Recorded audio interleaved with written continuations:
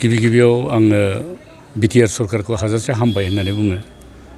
जोंनि माहारियारि गोनांथिफोरखौ बिथांमोना जेरै नांगौ एरै एड्रेस खालामबाय थायो। जोंजोंहाय जुगाजुग खालामबाय थायो। जोंनि नांगौफोरखौ जेब्ला जोङो फोरमायो बिथांमोना गोसो होनानै खोनासङो आरो हागौमानि जोंखौहाय मदद होनो खोथा होयो आरो बियो खोथा होनायल' नङा, मोगथाङाव बिथांमोना खामानि मावो। दिनैनि दिनाव Bbcaनि थाखाय रंजानांगौ दिन। जोंनो थांनाय जोंनि एनुवेल कनफारेन्सआव बड'लेण्ड चिफ मानगोनां प्रमद बर'आ खोथा होलांदोंमोन। जोंनि गोनांथि मोनसे दङ कमिउनिटि हल, बेखौ जोङो 2027 सिम थांखि लानानै नेरानेफेरा जों जुजिबाय थादों बानायनो। माखासे पार्टफ्रा जाजेनबाय, खिन्थु कमिउनिटि हलखौहाय जों माब्रै हागोन सानदोंमोन। बिथांमोननो रायथिनायावहाय प्रमद बर' सारा जोंनो खोथा होदों बे कमिउनिटि हलखौहाय जों नायसिगोन। ओमफ्राय दिनै थारैनो बे खोथा होनाय बादि बिथाङा गावनो फैनांगौमोन। माखासे उसुबिदा जोंनो फोरमायहरदों। आसामनि चिफ मिनिस्टार फैयो, क'क्राझाराव मिटिं दङ, नाथाय बिथाङा गाव फैनो हायालाबो रायजो सभानि सासे MP आरो जोंनि EM ओमफ्राय सासे MCLA बिथांमोनखौ थिनहरनानै दिनै बे कमिउनिटि हल जागायजेननायनि फाउन्डेसन स्टनखौहाय जोंनि बे थुक्राझार मिसन कम्पाउन्डनि सिङाव जेरावहाय जोङो कनभेनसन सेन्टारखौ बानायदों, बेवहाय दिनै गायसननानै बिथांमोना थांबाय। ओमफ्राय बिथांमोना होनदों, गोजोननायजों बुंलांदों जे जोङो इमिडियेटलि जोङो माखासे फान्ड रिलिज खालामगोन, नोंथांमोना खामानिखौ मावजेनदो, ओमफ्राय जोङो जोबजासे बे खामानिखौ मावफुंनानै होगोन। दिनै फाउन्डेसन स्टन मानगोनां रोनगोरा नार्जारि रायजो सभानि MP बिथाङा बयनिबो रायजो राजानि मदद लानानै बेखौ गायसनबाय। जोङो बिराद रंजादों। मोनसेया जाहैबाय पार्सनेलि बे आंनि लोगो, ओमफ्राय फार्स्ट टाइम बे मिसन कम्पाउन्डआव दिनै फैनानै जोंनि रायजो राजाफोरनो मोनसे गाहाम सुबुरुन्थाइ होफैबाय। आं पार्सनेलि बिराद खुसि जादों, जोंनि रायजो राजाफ्राबो खुसि जादों। लोगोसे आरोबाव ससियेल निड्सफोरखौ बिथांमोना बिराद खोनानो गोसो जायो। जोङो दिनै रायजो सभानि MP आरो MCLA सायखं बसुमतारी जोंनि बे क्रफ्ट्स मेम'रियेल हस्पिटालखौ दिन्थिनो लाबोदों। बिथाङा सानसे बेलासे गावनि बिमाखौनो बे क्रफ्ट्स मेम'रियेल हस्पिटालाव सिकित्सा खालामनो लाबोदोंमोन। जोबोद मोजां मोनो पार्सनेलि बे हस्पिटालखौ। ओमफ्राय दिनैहाय जों बिदिनो गासैबो फारि फारि रुमफोरखौहाय डक्टरनि हेफाजाबै दिन्थिनो मोनबाय।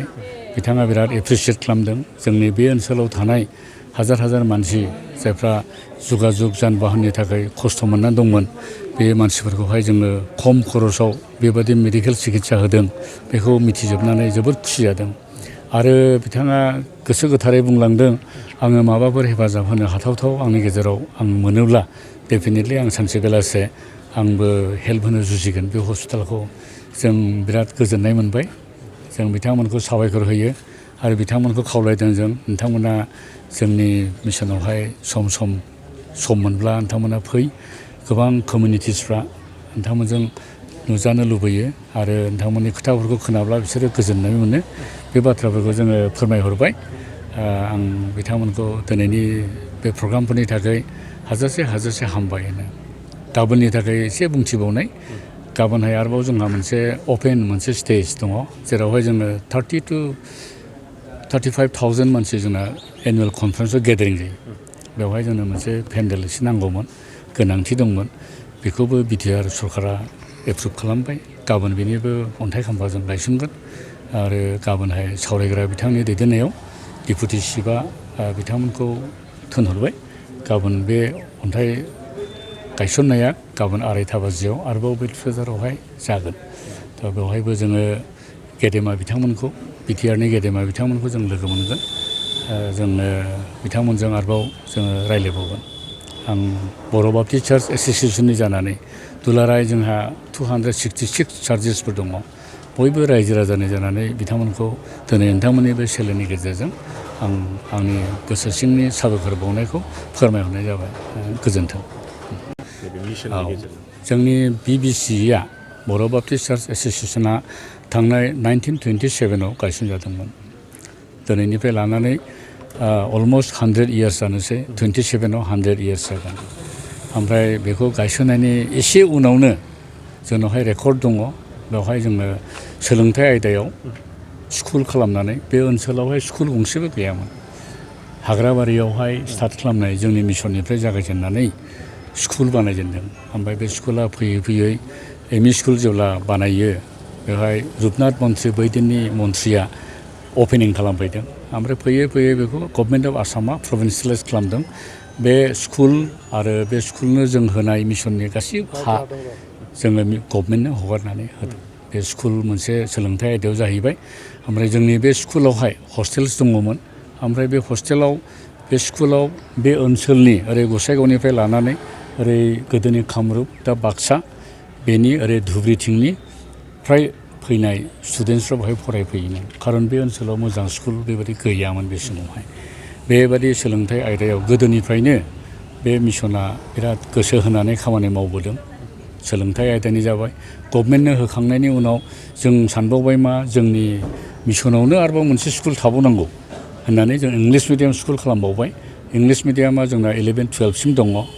बेबो जोङो मोजाङैनो सोलिदों। देग्लायनि रिजाल्ट सेमोननि रिजाल्ट थांनाय खनथामसो रिजाल्टआव जोंना टप माने बेस्ट टु बेस्ट रिजाल्ट जोङो मोनदों। जोंनावहाय स्टेन्ड खालामनाय ओंखारबाय, फ्लाइं कालार्स मार्क्स मोननाय ओंखारबाय। डक्टर इन्जिनियार बेबायदि जोंनि स्टुडेन्टसफ्रा इंलिस मिडियामनि स्टुडेन्टसफ्रा बेबायदि जाहैबाय। ओमफ्राय बे स्कुलनि सोलोंथाइ आयदानि गोनांथिखौ जोङो बुजिखानायखाय जोङो दा बिसाइड्स इंलिस स्कुल बे मिसनावहाय दङ जोंहा। बिनि अनगायैबो जोङो 6था एसे खाथि खालायावहाय गुबुन गुबुन जायगायाव जों स्कुल खुलिबावबाय। इनक्लुडिं जोंनिया मोनसे बर' मिडियाम दानावहाय एसे गरिब थाखोनि मानसिफोर दङ इंलिस मिडियामाव एफर्ड खालामनो हाया। ओमफ्राय बिसोरखौ जोङो बर' मिडियामजों मोजाङै सोलोंथाइ होनांगौ होननानै बर' मिडियामबो जोङो खुलिदों। जोंहा दा 6था ब्रान्चआव जेडु उइलियाम इंलिस स्कुल दङ। ओमफ्राय बे समाव सोलोंथाइल' नङा, आर्थिकल' नङा, खिन्थु देहा फाहामथाय आयदायावबो जोंहा गोनांथि दंमोन। नैबे हस्पिटालखौ जोङो 1956आव जोङो खालामजेनदों। 1956आव बे ओनसोलाव जेरावबो मेडिकेल सार्भिस गैयामोन। बै समनिफ्रायनो सोरगिदिं मानसिफ्रा मेडिकेल सिकित्सानि थाखाय बे क्रफ्ट्स मेम'रियेल हस्पिटालाव फैयोमोन। ओमफ्राय जों खोनानो मोन्दों साहेब डक्टर जेब्ला दंमोन भुटाननिफ्रायबो बेमारिफ्रा फैयोमोन। गोबां दोबो दोबो फैयोमोन। ओरै क'क्राझार एलेकानि मानसिफोर फैयोमोन। दा बेबादियै देहा फाहामथाय आयदायावहाय जोंनि मिसना जोबोद गोसो होनानै खामानि मावदों। ओमफ्राय दिनै बे हस्पिटाला दिनै फुल फ्लेजेड जोंना गोदोथ' जों डिसपेन्सारिसो होनोमोन। दा जोङो फुल फ्लेजेड हस्पिटाल जों नाम मोनबाय, रेजिस्टार्ड बियो। बेवहाय आइसिइउ फेसिलिटि दङ। अपारेशन मोनफ्रोमबो रोखोमनि अपारेशन बेवहाय जासै। जोंहा सार्जन दङ, हायारिं डक्टर्सफोर दङ। ओमफ्राय जोंखौ माखासे अनग्रा मानसिफोर बे हस्पिटालखौ डेभेलप खालामनायावहाय जोंखौ बहुद हेफाजाब होबाय। आं एसेयावनो मख'बावनो सानदों बिटिसि जाजेननायनिफ्राय जोंखौ रोखोम रोखोमै कन्टिनिउ जोंनि बड' गेदेमा बे दैदेनगिरिफ्रा जोंनि बे मावनायखौ नुनानै हामबाय होननायजों लोगोसे जोंनि बे हस्पिटालाव जोबोद हेफाजाब होदों। जोंनि इनफ्रास्ट्राक्चार बिल्डिं हस्पिटालनि गोनांथिफोरखौ बिथाङा जेरै नांगौ एरै हागौमानि बिथांमोना मदद होबोदों। दिनैबो जोंनि सासे MP बिथाङा आरोबाव नायफैदों। नुजोबनानै मोजां मोननायजों बिथाङा खोथा होलांदों Btr सरकाराबो आरोबाव जोंनो मदद होबावगोन। ओमफ्राय गुबुन गुबुन फसंथानफोर आं दहाय MP नो खोन्थाबाय। जोंना किडनि डायलिसिस मोननै इउनिट दङ, मोनसे आल्ट्रासाउन्ड दङ। 35 लाख खरस जादों। बेखौ बङाइगाव डिस्ट्रिक्ट रटारिया जोंनि मावनायखौ मोजां मोननानै रायजोफोरनि सुबिदानि थाखाय बेखौ जोंनो दान हरदों। आरो बेबादिनो जोंजों लोब्बा थानाय जों मिथिनाय माखासे NGOsफोर बिथांमोनाबो जोंखौ हागौमानि हेफाजाब होदों जाहाथे जों मानसिफोरखौ सेवा खालामनो हायो। बेबादि अनसुंथाइ, गुडविल, ओमफ्राय मानसिफोरनि सापर्ट, रायजो राजाफोरनि अननायजों जोंनि हस्पिटाला बेबादि जौगानानै दङ। जोंनि Bbca बर' बाप्टिस्ट चार्च एस'सिएशना धोरोमनि फोरोंथाइजों लोगोसे बेबादि ससियेल इसुसफोरखौहाय जों एड्रेस खालामो। ओमफ्राय जोंनावहाय मोनसे डिपार्टमेन्ट दंलायबावखायो, बेयो जाहैबाय ससियेल उइं। डिजास्टार रेसपन्स खालायो, इथनिक क्राइसिस, पिस बिल्डिं, ओमफ्राय रिलिफ रिहेबिलिटेसनावहाय बे फसंथाना जोंना खामानि मावो। बेबादियै रायजो राजाफोरजोंहाय जोङो जेरैहाय गोरोबो बेबादि कन्टेक्सजों गोरोबनानै रायजो राजाफोरनिसिम जोङो जोंनि सार्भिसखौहाय जोङो होनो हास्थायो आरो होबाय थाबोदों, उनावबो जों होलांबाय थागोन। गोजोनथाव खौरां, टिभिएसनि गारि लानो गोसो गुदुं जानाय सुबुंफोरनि थाखाय मोनसे गोजोनथाव खौरां। चिरां जिल्ला बिजनीनि बागुरुम्बा टिभिएस गारि श'रुमा नोंथांमोननि थाखाय दुर्गा फुजानि धामाका अफार लानानै फैदों। बाइक आरो स्कुटि गारि सालायनो मोजां मोनग्रा रायजो राजाफोरनि थाखाय बागुरुम्बा टिभिएस गारि श'रुमा धामाका अफार होना नोंथांमोननि गेजेराव मोनसे मोजां खाबु होगासिनो दं। बिजनी स्टेट बेंकनि साखाथिनि CRPF केम्पनि उल्था सोनाब फारसे थानाय बागुरुम्बा टिभिएस श'रुमाव डाउन पेमेन्ट होनानै नोंथाङा टिभिएसनि गारि लानो हागोन। नोंथांमोना बागुरुम्बा टिभिएस श'रुमाव फैनानै नोंथांनि लुबैनाय बायदि टिभिएसनि गारिखौ लांफैनो हागोन। टिभिएसनि गारि सालायनो मोजां मोनग्रा रायजो राजाफोरनि थाखाय बागुरुम्बा टिभिएस श'रुमा बेनि अनगायैबो गोबां मोजां अफार लाबोदों। बेफोर अफारफ्रानो जाबाय जेरै गंनै हेलमेट फ्रि, फुल टिंकि पेट्रल फ्रि एसुवेल गिफ्ट आरो टिभिएस कम्पानिनि गासैबो मडेलनि एक्सचेन्जनि खाबुआ एभेलेबल जागोन।